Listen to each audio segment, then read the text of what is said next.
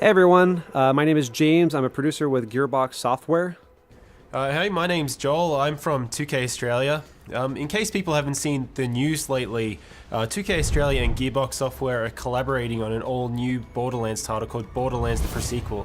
Now, this is a full new standalone Borderlands title which is coming to Xbox 360, PlayStation 3, and Windows PC in the fall of this year. And we're here to give a run-through of the demo that we prepared for PAX East earlier this year. So why don't we get stuck into it? Yeah, all right, so right now we're looking at Athena, who is one of the new playable characters. She's a sort of a famous NPC from Borderlands 1 DLC, the General Knox DLC.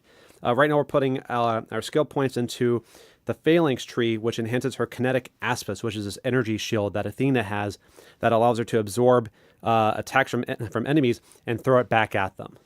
All right, let's go ahead and get looting. Over here we have one of our new loot chests. We're going to go and open up and we're going to see what we've got inside. All right, looks like we have one of our new cryo guns. Cryo is a new ice elemental that we've introduced in the pre-sequel. Fires ice bullets that allow you to freeze enemies and shatter them. We also have the laser gun, which is a new gun type. So it has different kind of laser attacks. Each manufacturer has their own kind. Right now we're looking at the Maliwan laser gun, and we might run into a couple of different types later on that we can show off. This is the Oz kit. This is an O2 kit. You need O2 because you're on the moon surface of Pandora's moon surface, which is Elpis. And Elpis is just like Earth's moon in the sense that there's a very thin atmosphere, very low gravity, so you need oxygen, but there's not really much on the surface. Looking at our other playable character, Wilhelm, you might have seen that there's a sort of a shimmering bubble over his head. That's his oxygen bubble. That allows him to breathe on the surface. The entire time that you're out there, you're losing oxygen, but don't worry. We've got plenty of stuff in place to make sure that you always have opportunities to get more O2. Case in point, we've just found one of the air geysers. You run on top of one of these things and it's going to fill up your oxygen.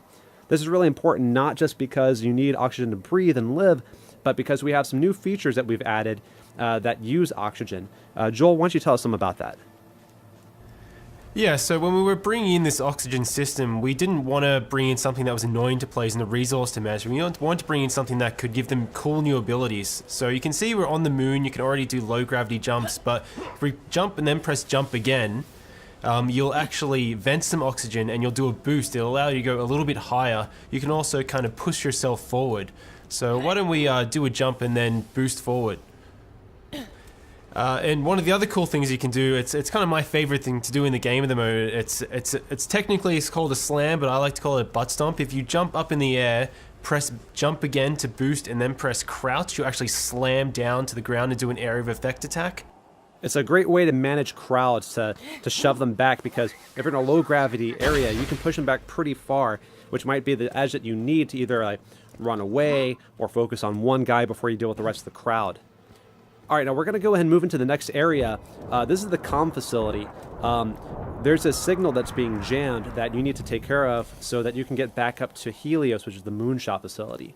In the pre-sequel, Jack is in charge of Helios. He's not the Hyperion CEO yet that you know from Borderlands 2. Right now he's just managing the station, and you've been kicked off it, and you got to get back. Coming from that comms facility. Get in there, switch it off, because things are getting really interesting up here, kiddo, in a not fun kind of way. What's your bum in there? Reed Biller owns that place now, and I've heard he's a right nut job. You probably would have heard a bit of an Australian accent there. During the development of the game, it just so happened that the moon kind of turned into Australia. All right, now where we are right now, there's this big gap. You wouldn't be able to make this jump normally in Borderlands, but with the oxygen system, we can kind of push out this jump. So let's go ahead and see if we can clear that gap.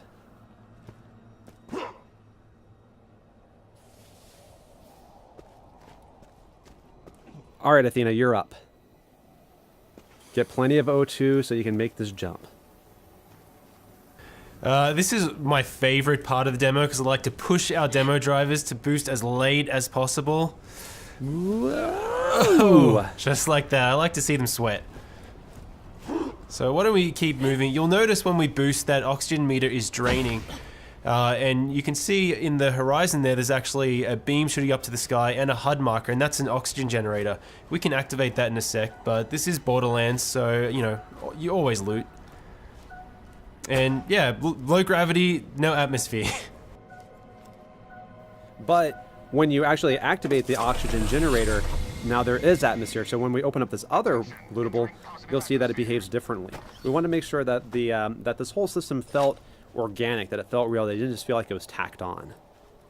This comes in really important because with things like incendiary, if you set someone on fire instead of a building with atmosphere, they'll burn. But if you set them on fire in an area with no atmosphere, they won't. So you kind of have to make some, you have some interesting opportunities. But these guys up here, I'm sure they're up to no good, so let's throw some grenades at them.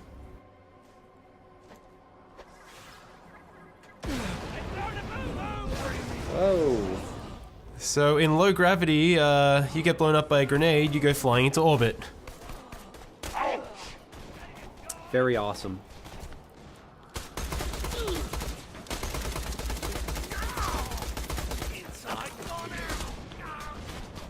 Now you'll see these guys who are outside of the oxygen dome, they're wearing the same bubble that you are, and if you manage to get a headshot like that, they'll actually start venting oxygen and become vulnerable. And this really brings tactics into play for the player, so you can come into a space, and if you have a really kick-ass incendiary weapon, you can choose to turn on the oxygen, or you can try and take out their bubbles that way. But why don't we take a chance to have a look at our co-op buddy Wilhelm. So people probably remember Wilhelm from Borderlands 2. It was the big robot that you fought right at the beginning, the first big boss. In this game, he starts out just as a man because this is his origin story as well as many other characters.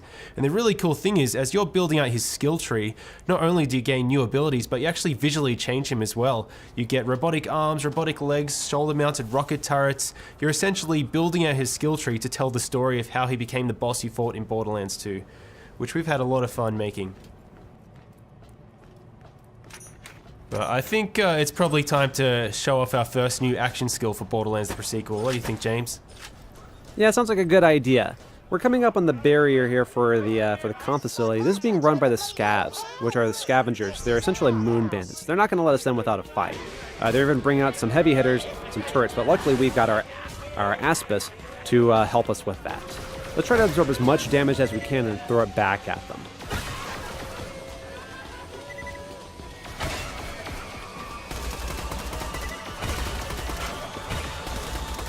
So you can see that the shield is slowly spinning up. As it takes more and more damage, it's going to spin faster and faster. You can kind of see it all around the outer edge, which means that we're just about ready to throw that back. Awesome. Let's go ahead and take care of this other laser and then get inside. Now, because we never get tired of blowing people off the side of the moon, let's throw some more grenades. We like to do these demos live, but because this is a co-op game, we can always rely on our buddies. That's right. Always better to play with friends. All right, now let's go ahead and show off the cryo gun. We showed a little bit of it earlier, but didn't really get to see it in action. Let's go ahead and free some enemies. So we've actually built this procedural system so you can freeze any enemy like that, and once you get their health down to a certain threshold, you can shatter them. It's not an instant win button because you do need to get their health down low, but when you manage to do it, it's really satisfying, and it's different every single time. Now we're going to go and divide and conquer so we can wipe out these scavs a little bit faster, and then we're going to try to meet back up in a little bit. Athena, freeze this guy and try to stomp him.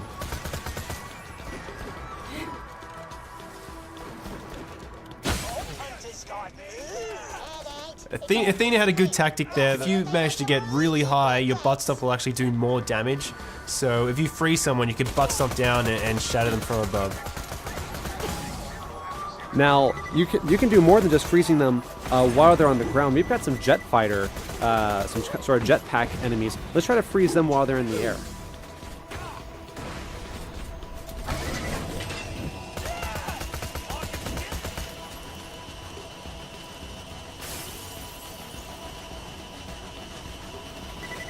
So if we do manage to freeze one of these guys in the air and they fall down a railing, they'll actually split in half. It's one of these kind of random events that I love to see in the game. This is also a new enemy, the Badass Outlaw. Now, this guy's pretty big, and because of the low gravity, if he charges into you, he can actually knock you pretty far. But when you shatter him into a million pieces, that doesn't really matter too much. It's very satisfying. I bloody want you to live, so I can snap your smug neck myself. Thanks, but let's Feel keep this free just to be between killed us. by any of my highly professional men. Now, we did get a new skill point while we were out there, so let's go ahead and allocate that. We're going to put it into the ultimate skill in this tree, which is Wrath of the Goddess. This will allow Athena's shield to bounce around multiple enemies inside of a sort of like a close circle. This is a great way to manage crowds. Oh, Wilhelm, it looks like he got something. What is that? So that's the Dar laser. That's kind of like a bolt laser. Athena, you picked up the Maliwan beam laser before, and as James said earlier, you have multiple manufacturers, you have the procedural weapon system, so players can expect to see a whole variety of different types of lasers when they play the game. To the right here, you'll see one of the new rideable vehicles in Borderlands, the pre-sequel, the Stingray. We're not going to need it in this mission, so we're going to keep moving forward. But keep an eye out, because we might have something more about that in some later news.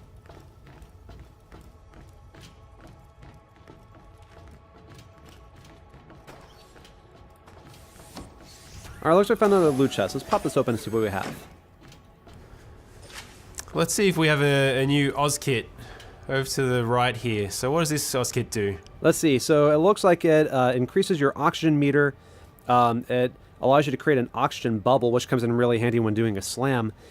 So let's go ahead and give that to Wilhelm and see if we can do some damage with it.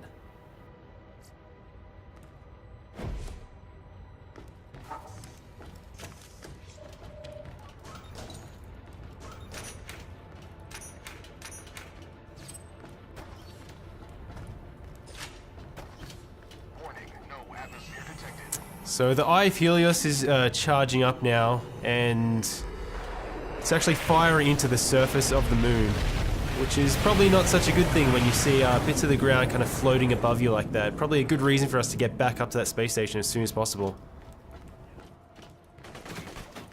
Alright, so we've got a group of enemies coming up, and so we're going to use our buddy Wilhelm to help us charge up our shield so we can get it going.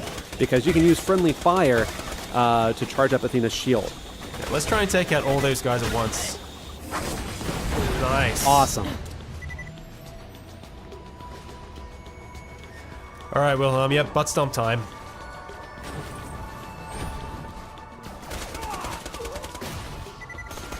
And you see that bubble, you can run inside that to recharge your oxygen. As we mentioned earlier, you can also use the oxygen to set enemies on fire when you're out in this sort of area.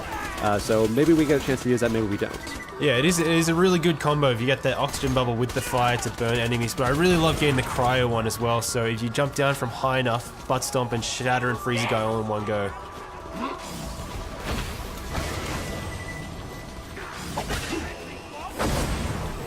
Why don't we try and get some more butt stomps happening? I never get tired of it.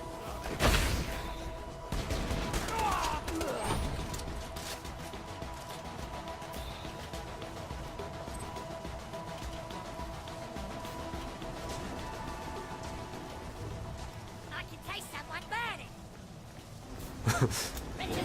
So we've got some little scabs and a little outlaw here. This is a really good opportunity to try and charge that shield right up, so absorb some more damage. It's fully spinning now, so just move back a little bit, Athena, and fire it off.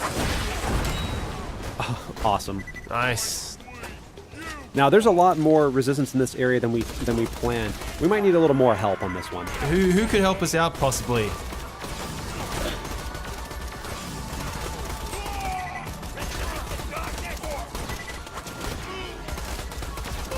Uh-oh. Alright, we really need some help We now. need some help. And we have playable Claptrap. For the first time ever in a Borderlands game, you get to play as Claptrap. And he's going to help us out a little bit in this fight. Thanks, buddy. Alright, let's wipe these guys out. And the other playable character in Borderlands the sequel is Nisha the Lawbringer, who fans of the franchise will also remember. We'll be talking about her at a later date. Beautiful, frozen, badass outlaw.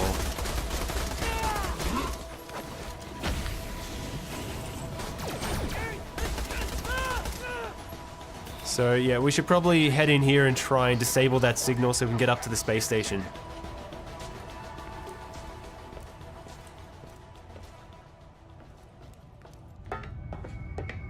Yes, finally, a proper bloody fight.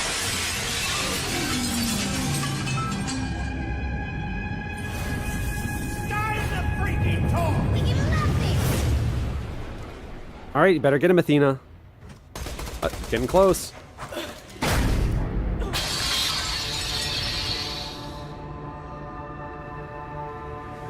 Did we mention low gravity already?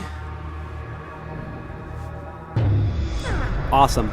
Well, hey, thanks everyone for staying tuned for Borderlands the pre-sequel, coming to you this fall. That's spring for all the Aussies out there. You coming?